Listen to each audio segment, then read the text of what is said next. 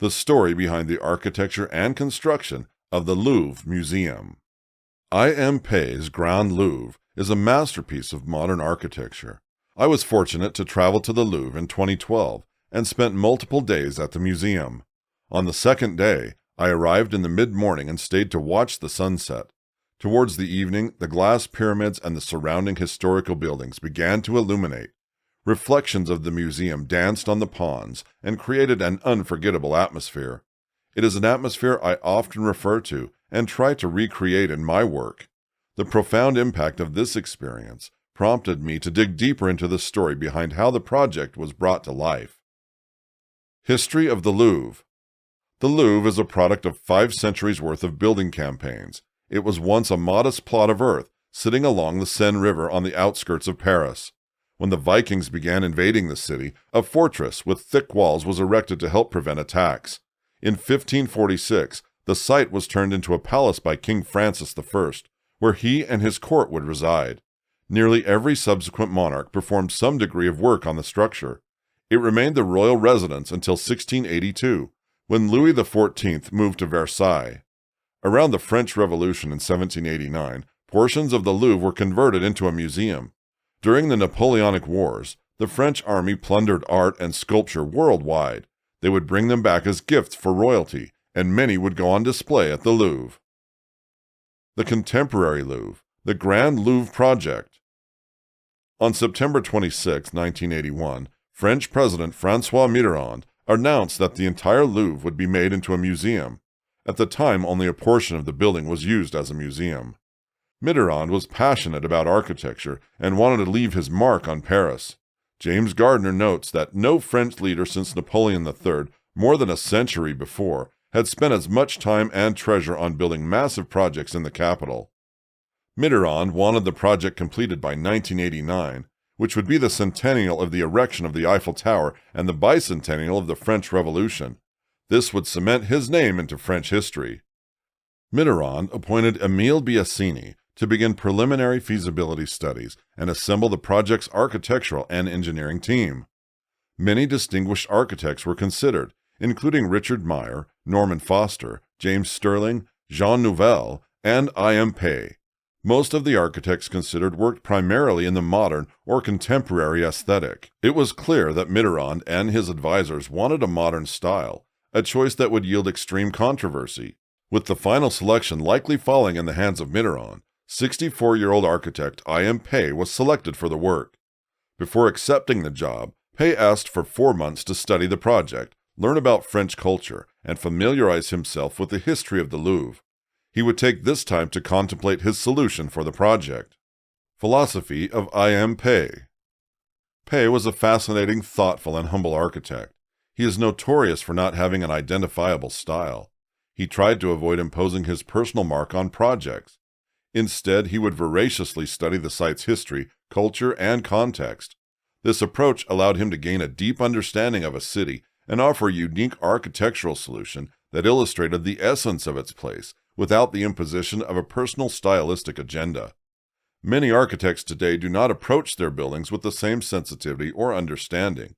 They are interested in injecting their aesthetic agenda into a city instead of asking what the city wants first. During Pei's study of the Louvre, he contemplated a solution using this approach. The Grand Louvre Project. After careful consideration and study, Pei would ultimately accept the commission. The work would be called the Grand Louvre Project, and it would be divided into 4 main scopes of work. Number 1, Great Central Reception Area, the Pyramid. Number 2, restoration and refacing of the facades of the 3 wings on the historical Louvre. The 3 different wings of the Louvre are named after prominent figures in French history.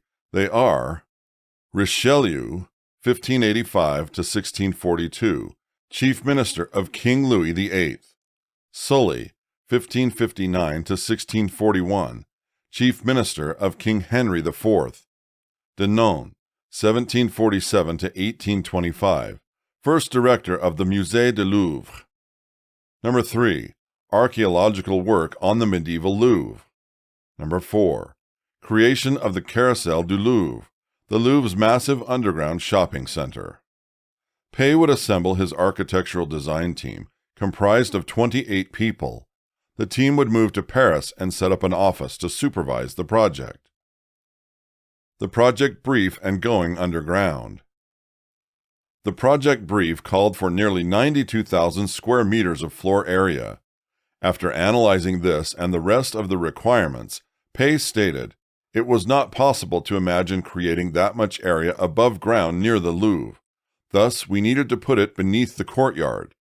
The proximity of the River Seine meant that we could not dig too deep without very high costs and technical problems. Once it was decided to go underground, Pei would need to devise a solution for patrons to enter the museum and courtyard level and descend underground into the great reception area. The shape and material treatment of the architectural piece that would receive guests at the courtyard level would need to be carefully considered. Pei understood that this piece would become the icon of the Grand Louvre project." The glass pyramid. In an interview, Pei and his team said they experimented with many different forms for the Louvre.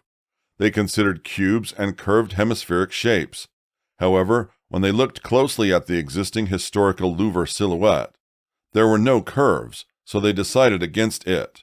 Pei notes, "I concluded that the pyramid was the only acceptable shape. It was the most appropriate form." Pei noted that a pyramid shape converges to a single point as your eye moves vertically, eventually dissolving into thin air. The pyramid was one of the least intrusive shapes that could be used. The translucency of the pyramid would allow maximum visibility through and around the structure to the historical buildings at the perimeter. Pei's highly sensitive and respectful approach honored the architecture of the historical Louvre. In January 1984, Pei and his team presented the proposal to the authorities. Unfortunately, many critics disagreed with Pei's approach. Pei mentions, "I had fully expected controversy in this instance, and I was not surprised when we were attacked. But this did not disturb me because I felt we were right." Much of the credit for organizing forces and traversing through the resistance can be attributed to Emile Biasini. Throughout the process, critics barraged the project with doubts and skepticism primarily due to the stylistic conflict between Pei's glass pyramid and the surrounding classical buildings. French architectural classicists were irate at the thought of a modern glass pyramid on the site.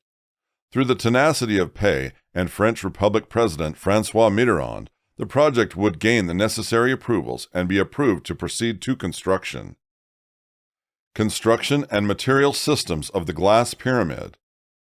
Pei and the engineering team worked carefully on the engineering of the glass pyramids with the goal of using the most minimal structural system available.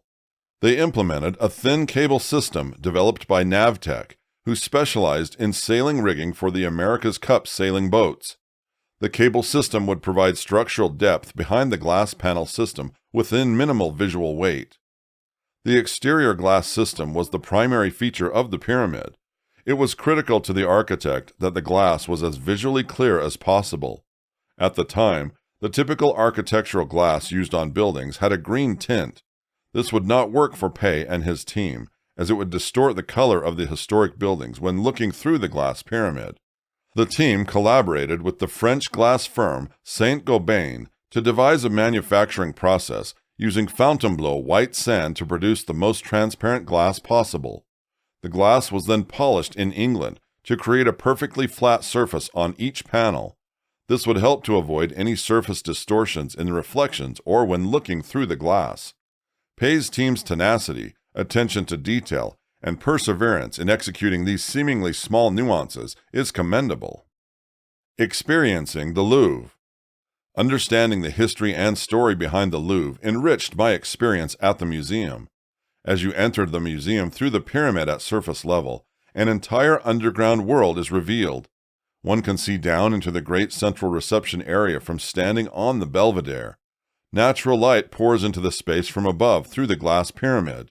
The glass used in the pyramid was specialty glass with low iron content. When looking up through the glass inside the central reception area, Pei's masonry tones matched almost precisely the tone of the stone used on the facades of the historical buildings outside. A subtle yet impactful decision that brings the two buildings together. There are 3 ways to travel down: the elevator, spiral stair, and escalator. From this primary space, the visitor can go to one of the 3 different wings of the museum. While standing in the great central reception area below the pyramid, the natural light, vast space, and high-quality materials evoked feelings of surprise, awe, and admiration for the team that brought this project to life. When experiencing a piece of architecture, the emergence of a feeling of awe and surprise signals to me something special. I pay close attention to my experience and observe if these feelings surface. In many ways, this is my litmus test, allowing me to measure a work of architecture. Why is the Louvre successful? The Louvre is a seminal work of architecture because it successfully addresses 4 essential items. First is the high-quality spaces produced in the project, most notably the Great Reception Area as photographed below. This is the most critical characteristic of a successful work of architecture. The interior and exterior spaces of the Louvre Museum are simply phenomenal. There is ample natural light, high-quality materials, beautiful detailing, and vast expanses of space, which make the experience of inhabiting the building a pure joy. Second is the clever response to the site and context. As mentioned above, Pei's architectural solution to the brief was sensitive, thoughtful, and respectful of the site, culture, and context. He was dealing with a highly coveted public space with great historical significance. The pyramid's architecture is appropriate to the area in that it was perhaps the least invasive solution he could have proposed. The pyramid shape is modest and simple in form and attempts to humbly disappear through the glass material treatment rather than showcase itself. Third is the clarity and sound logic of the architectural solution. From studying and designing hundreds of buildings, the most successful architectural projects are simplified and pared back into a singular architectural statement that addresses the core architectural problem. The pyramid at the Louvre was simplified and stripped away of excess until Pei and his team reached a point where it could not be reduced further. It is clear, honest, straightforward, powerful, and void of any architectural fluff that would detract from the core concept. Fourth, in his ability to solve the functional and pragmatic requirements of the museum. Before the renovation, many patrons complained voraciously about the layout and services available in the museum. This was a massive concern of Pei's. He tells the story of his first visit to the Louvre, when he had to run to the other side of the museum to use the restroom. This experience made him acutely aware that the old Louvre was greatly underserved in the baseline programmatic and functional requirements. Although a fundamental component of the building, it is my opinion that all great architecture must perform on a practical level as a prerequisite to the 3 items above. This would include things such as waterproofing, building mechanical, electrical, plumbing performance, and material maintenance, to name a few. Based on my study and research, the Louvre performs exceptionally.